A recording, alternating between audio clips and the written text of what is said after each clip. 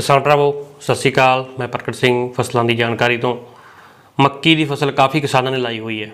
हरे चारे की मक्की की वक्री गल होंदी है, पर जो अचार वाली आपां मक्की लाने तो एक आपां नूं स्टैंडर्ड क्रॉप पैटर्न है जिहड़ा वो यूज़ करना पैंदा। मतलब बैडां दे उत्ते जां वट्टां दे उप्पर आपां नूं मक्की लाउणी पैंदी है। पर कुछ जिहड़े किसान आ वो नवें है, कुछ खेत है वो नवें आ, कुछ वो खेत है जिन्हां दी पुरानी हिस्टरी दे विच लीडर स्प्रे जां टोटल स्प्रे जिन्हां दे विच सल्फोसल्फरोन ग्रुप जां कोई होर ग्रुप नाल मिल के आउंदा ते वो स्प्रे कीता होया कणक दी फसल ते तां काफ़ी ज़्यादा दिक्कतां आ रही कि मक्की पीली हो रही है। 15 दिन की फसल होने तो बाद फसल चलती नहीं, नवे पत्ते नहीं कढ़ रही, कद नहीं कर रही, पीलापन ज़्यादा आ रहा है, यूरिया रे स्प्रे सारा कुछ जा रहा है फसल में, फिर भी फसल की चंगी ग्रोथ नहीं हो रही तो उत्थे ज़्यादा खर्चा करने का फायदा नहीं। तो उन्होंने आपदा सवे अनुसार उहदा हल कर लेना चाहिए कि ज़्यादा खेतों के विच जिन्हां दे विच लीडर स्प्रे जां टोटल स्प्रे हुई है उत्थे मक्की की फसल नरम मिट्टी में नरम पानी ते कोई ज़्यादा वधिया रिजल्ट नहीं देगी। घट्टो घट्ट एक किला 20,000 खर्चा खाण ते भी 150 कुंटल तुहाडा अचार पाउण वास्ते मक्की का कुतरा नहीं निकलेगा। तो उन्होंने खेतों के फसल तुसी खेत नूं देखदे अनुसार वाउण का फैसला लै सकते हो। पर जिन्हां खेतों के मक्की स्टैंडर्ड तरीके नाल लगी हुई है, कोई इस तरह की हार्बीसाइड टॉक्सिटी नहीं हैगी, चंगी रूट ग्रोथमेंट हुई है, तो उन्होंने सुंडी की समस्या आ रही है।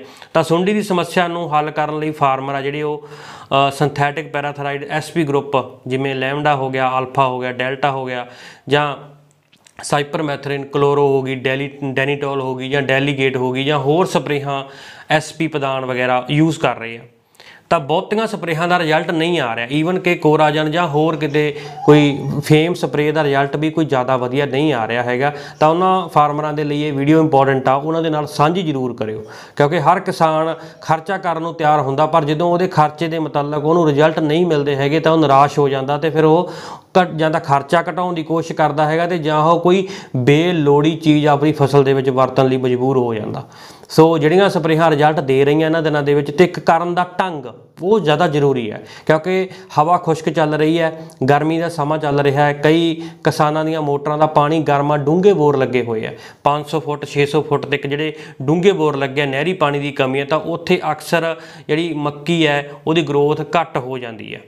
तो जेकर नदीन ज़्यादा है तो फिर उन्होंने होर भी जिहड़ियां हैगियां जमीन सख्त होंदी रहिंदी है, पानी का जिहड़ा वैपोराइजेशन है वो ज़्यादा होंदा रहिंदा। तो सुंडी वाली स्प्रे का रिजल्ट लैण दे लई तुसीं हमेशा ही सवेर के समय स्प्रे करनी है। तो सवेर का समा भी वो होना चाहिए कि सूरज दिखण तो पहलां तुहाडी स्प्रे खेत दे विच चली जानी चाहिए है।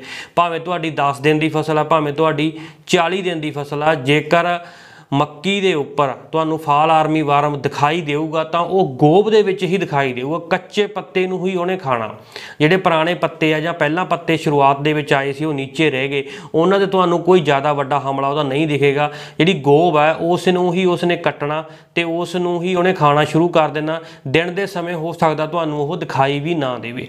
सो सवेर दे समय स्प्रे करोगे तो गोब नूं टारगेट करके स्प्रे किया जाए कि गोब दे विच तुहाडी जिहड़ी स्प्रे है वो ड्रॉप के रूप में जानी चाहिए है। जिहड़ियां स्प्रेहां दा ज़्यादा चंगा रिजल्ट आ रहा उन्हां दे विच मैं तुहानूं गिणती करनी चाहांगा कि तुसीं ज़्यादातर फार्मर प्रोक्लेम करते हो, पर जी 5% वाली दानेदार सेवियां वर्गी जी प्रोक्लेम आउंदी है उहदा वधिया रिजल्ट नहीं मिल रहा, क्योंकि उहदी पेनीट्रेशन पावर लो टैंपरेचर ते ज़्यादा होंदी है, आस्ट्रेलिया वगैरह च ज़्यादा वरती जाती है।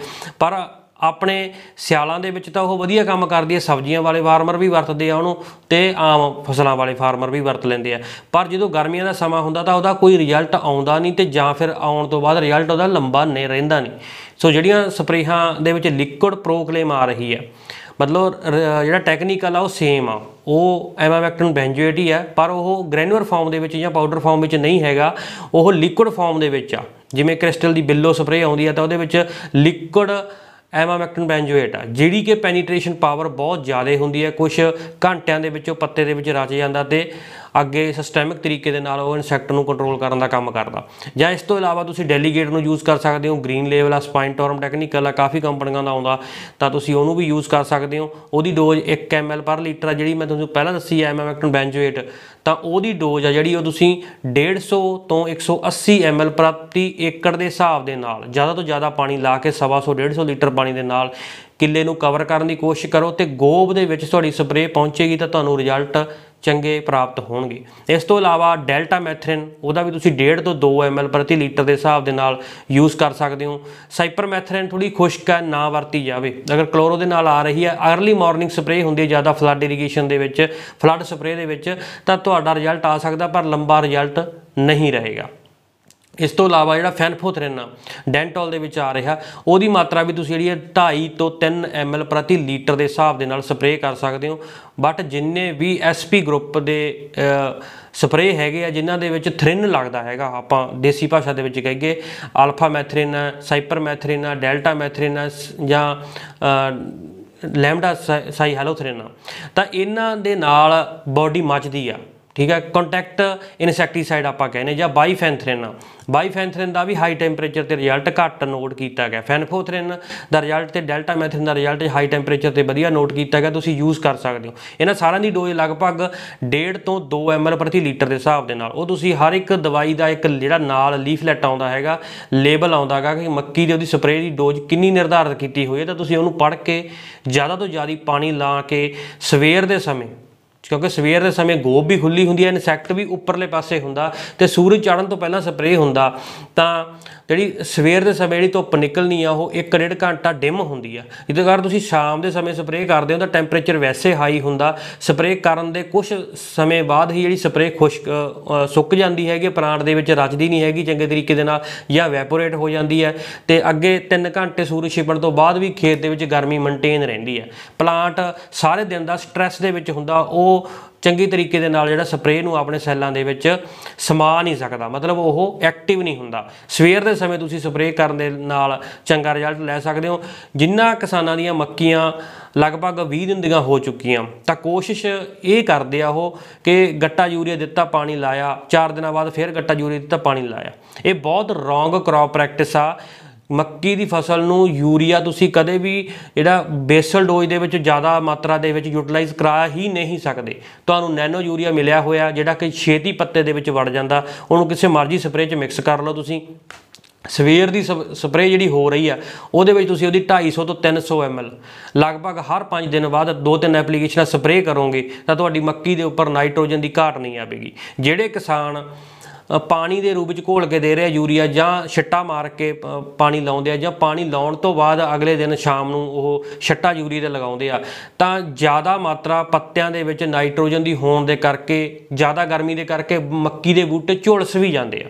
ਭਾਵੇਂ ਵੱਡੀ ਮੱਕੀ ਹੈ ਭਾਵੇਂ ਛੋਟੀ ਮੱਕੀ ਹੈ, ਪਰ ਖੇਤਾਂ ਦੇ ਵਿੱਚ ਅਕਸਰ ਸੁੱਕੇ ਹੋਏ ਬੂਟੇ ਦਿਖਾਈ ਦਿੰਦੇ ਆ, ਜਾਂ ਗਰਮੀ ਦਾ ਪ੍ਰਭਾਵ, ਜਾਂ ਗਰਮ ਜਿਹੜੀ ਹੌਟ ਵੇਵ ਚੱਲਦੀ ਆ, ਤਾਂ ਉਹਦੇ ਨਾਲ ਵੀ ਤੁਹਾਡੀ ਮੱਕੀ ਦੇ ਪੱਤੇ ਜਿਹੜੇ ਉਹ ਸੁੰਗੜਨੇ ਸ਼ੁਰੂ ਹੋ ਜਾਂਦੇ ਆ, ਮਤਲਬ ਸਟ੍ਰੈਸ ਕ੍ਰੀਏਟ ਕਰਦੇ ਆ। ਓਵਰ ਕਲੋਰੋਫਿਲ ਵੀ ਆਪਾਂ ਨੂੰ ਇਹਨਾਂ ਦਿਨਾਂ ਦੇ ਵਿੱਚ ਨਹੀਂ ਚਾਹੀਦੀ ਹੁੰਦੀ। ਇੱਕ ਵੀਡੀਓ ਪਹਿਲਾਂ ਵੀ ਇਸ ਨਾਲ ਸੰਬੰਧਿਤ ਅਪਲੋਡ ਕੀਤੀ ਸੀ ਕਿ ਚੰਗੀ ਗਰੋਥ ਦੇ ਲਈ ਤੁਸੀਂ ਹਿਊਮਿਕ ਐਸਿਡ ਯੂਜ਼ ਕਰ ਸਕਦੇ ਹੋ, but not use in overdose.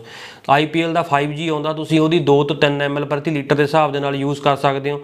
ਤੇ ICL ਦਾ ਸਟਾਰਟਰ ਆਉਂਦਾ ਚੰਗੀ ਗਰੋਥ ਦੇ ਲਈ NPK 113624, ਜਿਹੜਾ ਕਿ LLP ਤਕਨੋਲੋਜੀ ਪਲੱਸ TE ਹੈ, ਮਤਲਬ ਟਰੇਸ ਐਲੀਮੈਂਟ, ਮਤਲਬ ਜਿਹੜੇ ਬੂਟੇ ਨੂੰ ਛੋਟੇ ਤੱਤ ਚਾਹੀਦੇ ਉਹ ਵੀ ਥੋੜੀ ਮਾਤਰਾ ਦੇ ਵਿੱਚ ਉਹਦੇ ਵਿੱਚ ਹੈਗੇ ਆ। ਤੇ ਜਦੋਂ ਤੁਸੀਂ ਉਹਨੂੰ ਲੋ ਟੈਂਪਰੇਚਰ ਤੇ ਸਪਰੇਅ ਕਰਦੇ ਹੋ ਤਾਂ ਉਹ ਪੱਤੇ ਦੇ ਨਾਲ ਚਿਪਕ ਜਾਂਦਾ। ਲਗਭਗ 4-5 ਦਿਨ ਤੱਕ ਜਿੰਨਾ ਵੀ ਹਵਾ ਦੇ ਵਿੱਚ ਉਹਨੂੰ ਮੋਇਸਚਰ ਮਿਲਦਾ, ਉਸ ਨੂੰ ਵੀ ਉਹ ਪੱਤੇ ਦੇ ਵਿੱਚ ਵਾੜਨ ਦੀ ਕੋਸ਼ਿਸ਼ ਕਰਦਾ ਹੈਗਾ। ਸੋ ਇੰਨੀਆਂ ਜਾਣਕਾਰੀਆਂ ਦੇ ਨਾਲ ਤੁਹਾਨੂੰ ਮੈਂ ਅਗਲੀ ਵੀਡੀਓ 'ਚ ਫਿਰ ਮਿਲਾਂਗਾ। ਜਿਹੜੇ ਤੁਹਾਡੇ ਸਵਾਲ ਜਵਾਬ ਹੈਗੇ ਆ ਉਹ ਕਮੈਂਟਾਂ ਦੇ ਰੂਪ ਵਿੱਚ ਮੈਨੂੰ ਦੱਸਣ ਦੀ ਕੋਸ਼ਿਸ਼ ਕਰਨਾ ਕਿ ਆਉਣ ਵਾਲੀ ਵੀਡੀਓ ਦੇ ਵਿੱਚ ਮੈਂ ਉਹਨਾਂ ਦੇ ਜਵਾਬ ਦੇ ਸਕਾਂ।